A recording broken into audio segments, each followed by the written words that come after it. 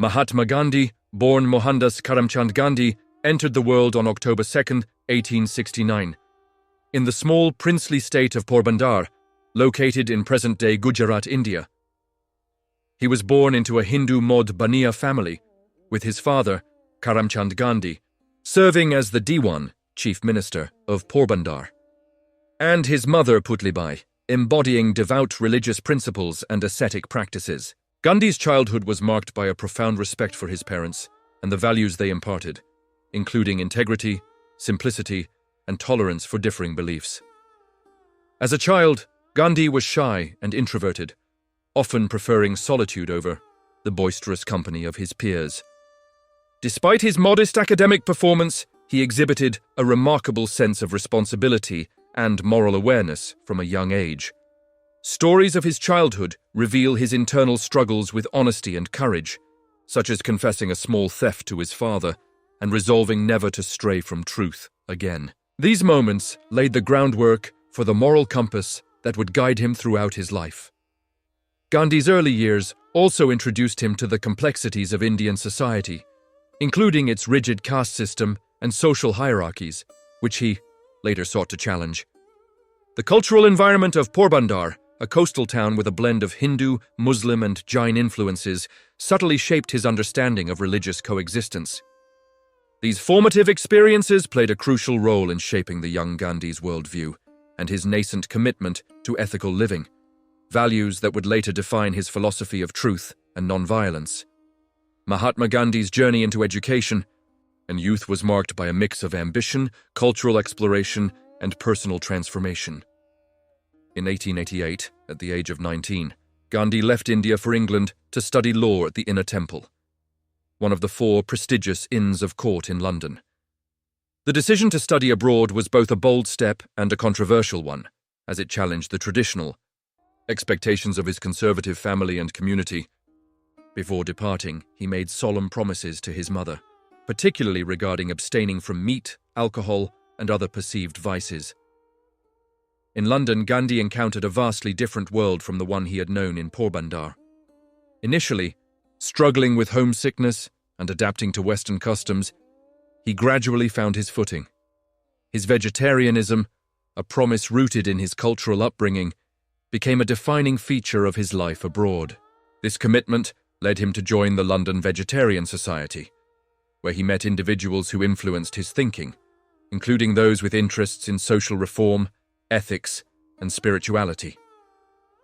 During his time in England, Gandhi began exploring religious and philosophical texts, including the Bhagavad Gita, the Bible, and writings by thinkers like Henry David Thoreau and Leo Tolstoy. These readings planted the seeds of his lifelong engagement with spirituality and morality. Gandhi's time in London also exposed him to Western ideals of justice, democracy, and individual rights, ideas that resonated with him and informed his later activism. Despite his intellectual growth, Gandhi remained a reserved and self-conscious young man, keen on fulfilling his academic responsibilities. In 1891, after completing his studies and being called to the bar, he returned to India as a qualified barrister. However, his initial attempts to establish a legal practice were met with challenges. Gandhi's shyness and lack of courtroom experience made him hesitant and unsure of his abilities. This period of struggle was pivotal, as it forced him to confront his limitations and set the stage for the transformative years that lay ahead. 3. Marriage to Kasturba. Mahatma Gandhi's marriage to Kasturba Gandhi was a defining relationship in his life, marked by mutual growth, shared struggles, and deep companionship. The two were married in 1883 when Gandhi was just 13 years old, following the custom of arranged child marriages prevalent in India at the time. Kasturba, or Ba, as she came to be known, was also 13, and their union was less a conscious choice than a family arrangement, one that neither fully understood at such a young age. Initially, their marriage reflected the dynamics typical of their era, with Gandhi assuming a dominant role and expecting Kasturba to conform to his ideals and discipline. However, Kasturba's strong-willed nature often challenged Gandhi's attempts to impose his views, particularly on issues like her participation. in household responsibilities and adherence to his evolving lifestyle choices. These early conflicts revealed Kasturba's resilience and set the foundation for a relationship based not solely on tradition, but on mutual respect and compromise. As Gandhi's worldview expanded through his education in England and activism in South Africa, Kasturba became an essential partner in his journey. She joined him in his efforts to fight injustice, often enduring significant hardships alongside him, whether it was supporting his commitment to nonviolence, participating in protests, or managing their household under austere conditions. Kasturba became an active participant in Gandhi's mission.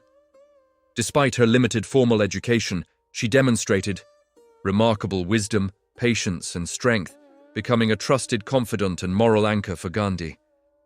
Kasturba's unwavering support and her ability to assert herself when necessary helped shape Gandhi's understanding of equality and the importance of empowering women. Their marriage evolved from a traditional arrangement into a partnership rooted in shared purpose, mutual respect, and enduring love. Throughout her life, Kasturba remained by Gandhi's side, embodying the values of sacrifice and service that defined their shared vision. South Africa, birth of a leader, 1893-1914. Mahatma Gandhi's time in South Africa was a transformative chapter that shaped his identity as a leader and gave birth to his philosophy of nonviolent resistance. In 1893, Gandhi travelled to South Africa on a one-year legal contract with a merchant named Dada Abdullah. His journey there, intended initially to further his career, became a defining moment in his life. Almost immediately upon arrival, Gandhi experienced the harsh realities of racial discrimination. The infamous incident where he was thrown off a train at Pietermaritzburg for refusing to move from a first-class compartment reserved for whites deeply affected him. This moment of humiliation ignited in him a determination to fight injustice. South Africa presented Gandhi with a stark contrast to the life he had known in India. The Indian community there, primarily made up of indentured labourers and traders, faced systemic racism and harsh discriminatory laws. Gandhi soon found himself drawn into their struggles, extending his legal expertise to defend their rights. His involvement deepened as he recognized that legal measures alone were insufficient to combat the entrenched inequalities. During this period, Gandhi began developing his concept of satyagraha, or truth force, a method of nonviolent resistance. He organized the Indian community to resist unjust laws, starting with campaigns against restrictive legislation such as the Asiatic Registration Act, which required Indians to carry identity passes. These protests, marked by peaceful defiance, were met with arrests and violence, but they also drew widespread attention to the plight of the oppressed. Gandhi's leadership matured in South Africa as he embraced a life of simplicity, self-discipline, and service. He established settlements like Tolstoy Farm, where people of different backgrounds lived and worked together in a spirit of equality and shared purpose. These experiments in communal living reflected Gandhi's belief in the unity of humanity and the power of collective action. South Africa was not just a testing ground for Gandhi's ideas. It was the crucible in which he forged his identity as a leader committed to truth, justice, and nonviolence. By the time he left South Africa in 1914, Gandhi had not only transformed the lives of the Indian community there, but had also laid the foundation for the principles that would guide his leadership in India's struggle for independence. When Mahatma Gandhi returned to India in 1915 after spending over 2 decades in South Africa, he was already a well-known figure, celebrated for his leadership in the struggle against racial injustice. However, upon his arrival, Gandhi approached his homeland with humility and a desire to reconnect with its people and their struggles. He spent his initial months traveling extensively across India, observing its villages, meeting ordinary citizens, and immersing himself in the realities of rural life. These experiences deepened his understanding of India's social and economic challenges, particularly the pervasive poverty and the exploitation of peasants. Gandhi's return coincided with the rise of anti-colonial sentiment in India. Recognizing the need for strategic action, he joined the Indian National Congress but he refrained from immediately taking a leading role. Instead, he focused on grassroots activism, believing that true change could only emerge by addressing the concerns of the masses. His first major involvement in India's independence movement came in 1917 with the Champaran Satyagraha, where he supported indigo farmers in Bihar who were being forced by British planters to grow crops under oppressive terms. Through non-violent resistance, Gandhi successfully helped the farmers secure concessions, marking his first major victory in India. The following year, Gandhi led another significant campaign in Kheda, Gujarat, where poor farmers faced heavy taxation despite suffering from crop failure. He advocated for a peaceful refusal to pay taxes, which eventually led to the British government granting relief. These early movements not only established Gandhi as a trusted leader of India's marginalized communities, but also demonstrated the effectiveness of his Satyagraha method. During this period, Gandhi began promoting self-reliance through the revival of traditional crafts like spinning and weaving. He adopted the simple attire of a dhoti, symbolizing his solidarity with the poor and his rejection of Western materialism. His emphasis on self-sufficiency and non-violence resonated with millions, setting the stage for broader participation in the independence movement. By 1920, Gandhi had emerged as a unifying figure, bridging divides between regions, religions, and social classes. His return to India marked the beginning of a new phase in his life, where he would lead the nation's struggle for freedom with unwavering commitment to truth, non-violence, and the empowerment of the oppressed. The decade from 1920 to 1930 was a transformative period in Mahatma Gandhi's leadership of India's struggle for independence. It marked the transition of the movement from a localized effort to a nationwide campaign, uniting millions in the EU fight against British rule. The non-cooperation movement, launched in 1920, was Gandhi's first large-scale attempt to mobilize Indians through non-violent resistance. The movement called for a complete boycott of British goods, institutions, and honours. Schools, colleges, courts, and government services saw mass withdrawals, and people took to wearing khadi, or homespun cloth, as a symbol of self-reliance and defiance. Gandhi's ability to inspire ordinary Indians to participate in the movement was unparalleled. Farmers, labourers, students, and even women joined in, making it a truly national movement. However, the campaign faced significant challenges.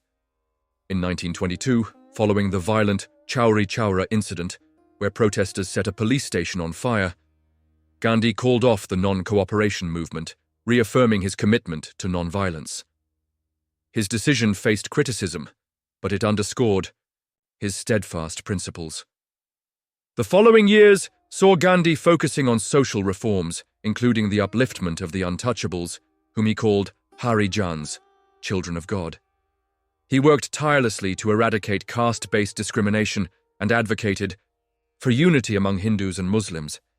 This period also witnessed Gandhi's repeated imprisonments, during which he refined his vision for India's future as a self-reliant, non-violent society.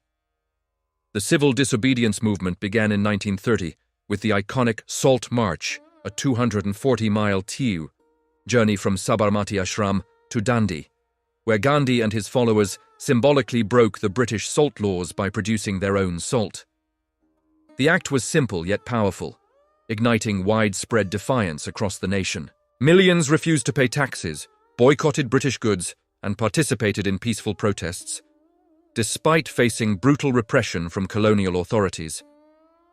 By the end of this decade, Gandhi had firmly established himself as the leader of India's independence movement.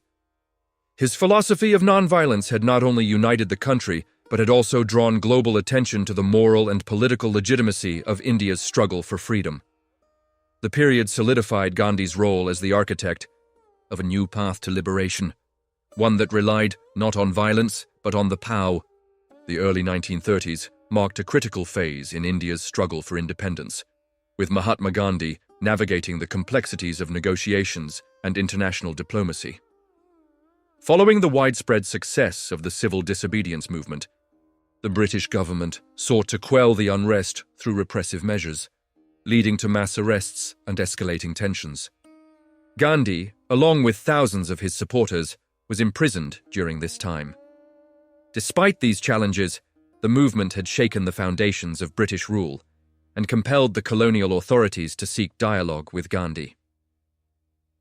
In 1931, Gandhi was released from prison to engage in talks with Lord Irwin, the British Viceroy of India. The result of these discussions was the Gandhi-Irwin Pact, a landmark agreement in which the British government agreed to release political prisoners and permit Indians to make salt for personal use in exchange for the suspension of the civil disobedience movement. The pact was a strategic compromise for both sides, with Gandhi viewing it as an opportunity to advance India's cause through peaceful negotiations. As part of the agreement, Gandhi represented the Indian National Congress at the second round table conference in London later that year. The conference was convened to discuss constitutional reforms and India's political future. Gandhi's presence in London drew significant international attention, with his simple attire and humble demeanour contrasting sharply with the grandeur of British political circles. He articulated India's demand for complete self-rule while emphasizing the need to address the rights of marginalized groups, including the untouchables. Despite Gandhi's efforts, the conference ended without significant progress. British leaders remained unwilling to concede meaningful autonomy, and divisions among Indian representatives further complicated the discussions. Gandhi returned to India disappointed but undeterred, resuming the struggle for independence. The years following the conference saw continued resistance through the civil disobedience movement, though its momentum waned due to intensified British repression and internal divisions within the Indian National Congress. Gandhi's focus during this period shifted increasingly towards social reform, particularly the eradication of untouchability, as he believed that true freedom required not only political independence, but also the upliftment of India's most marginalized communities. The period from 1930 to 1934 was a testament to Gandhi's unwavering commitment to non-violence and dialogue, even in the face of setbacks. It underscored his belief in the power of moral force and the necessity of addressing both political and social inequities to achieve a truly liberated and just India. The period between 1935 and 1945 was one of the most intense and defining phases of Mahatma Gandhi's leadership in India's struggle for independence. It was marked by the growing tensions of World War II, the escalating demands for complete independence, and the launch of the Quit India movement, one of the most significant acts of defiance against British rule. In the years leading up to World War II, Gandhi continued his efforts to address social and political issues, including the eradication of untouchability and the promotion of rural self-reliance. The passage of the Government of India Act in 1935 provided limited reforms but fell far short of Indian aspirations for self-rule. Gandhi and the Indian National Congress remained committed to achieving complete independence. But the advent of the Second World War brought new challenges. When Britain declared India a participant in the war without consulting Indian leaders, it reignited calls for self-determination. Gandhi initially advocated for non-cooperation with the British war effort, seeing it as morally inconsistent to fight for democracy abroad while denying it in India. However, he tempered this stance, emphasizing that Indians could not support the war unless it was accompanied by a promise of full independence. By 1942, as the war intensified, Gandhi and the Congress leadership recognized the urgency of asserting India's right to freedom.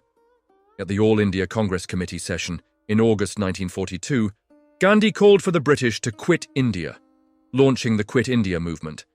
He urged Indians to engage in mass civil disobedience and non-violent resistance until the British left. His rallying cry, "Do or die," inspired millions across the country.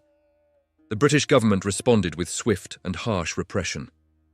Gandhi, along with the Congress leadership, was arrested and imprisoned in the Aga Khan Palace in Pune.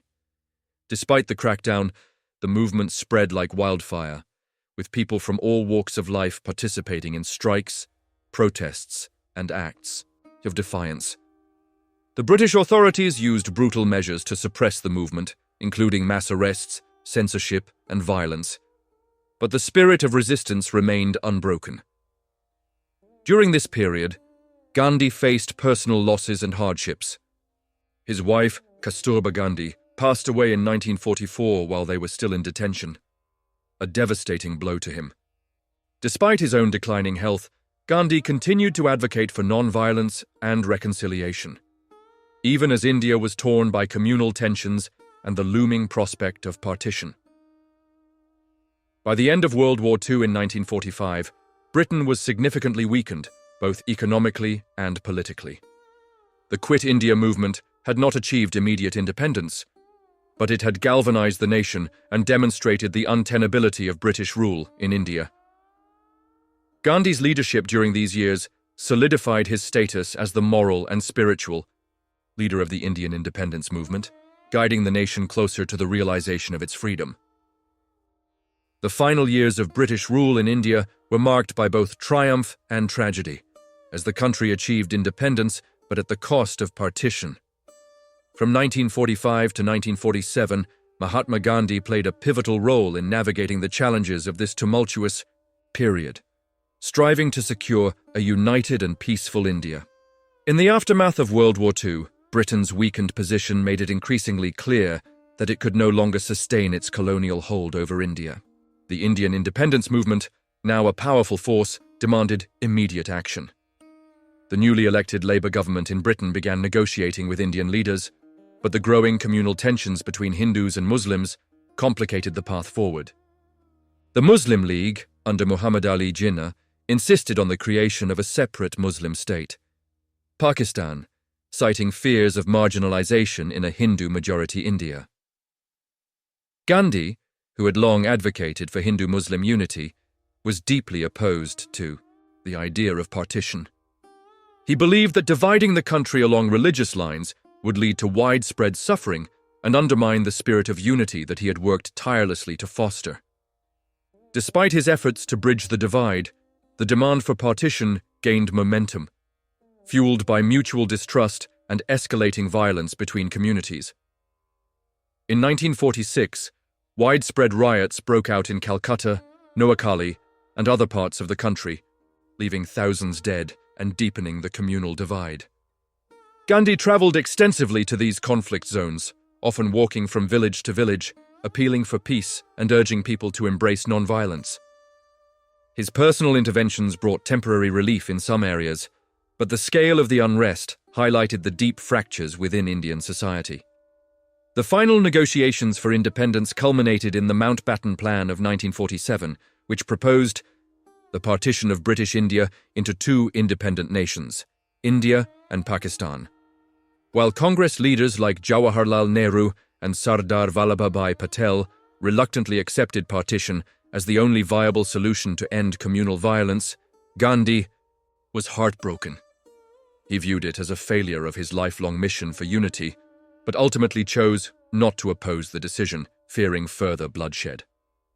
On August 15, 1947, India achieved independence, and Pakistan was simultaneously created.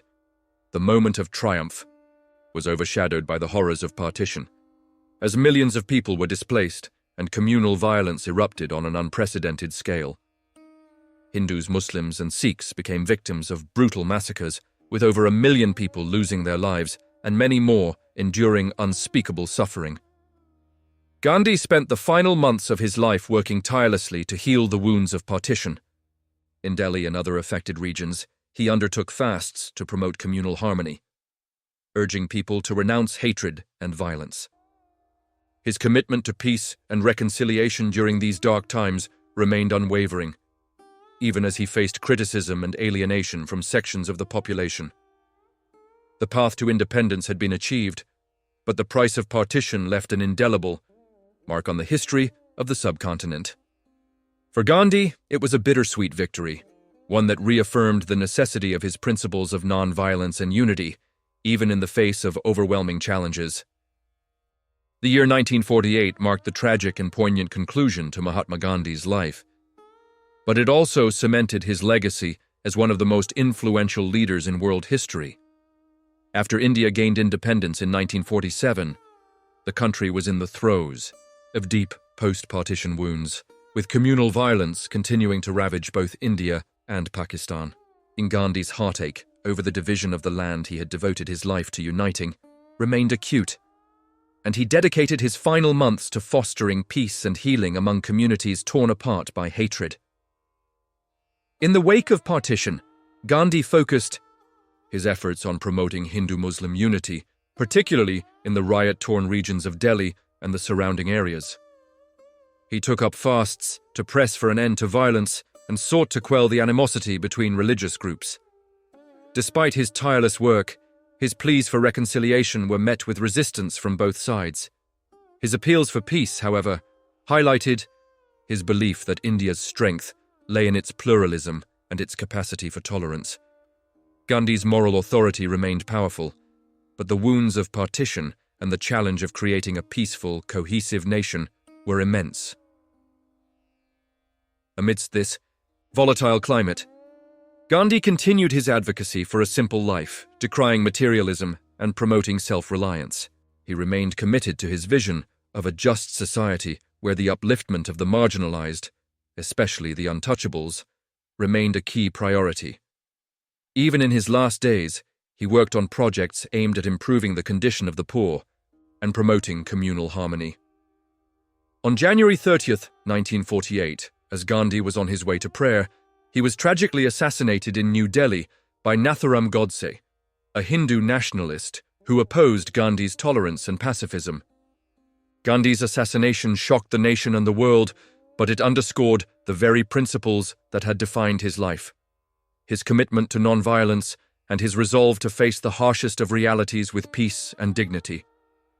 Gandhi's death left India in mourning, but his influence extended far beyond his lifetime.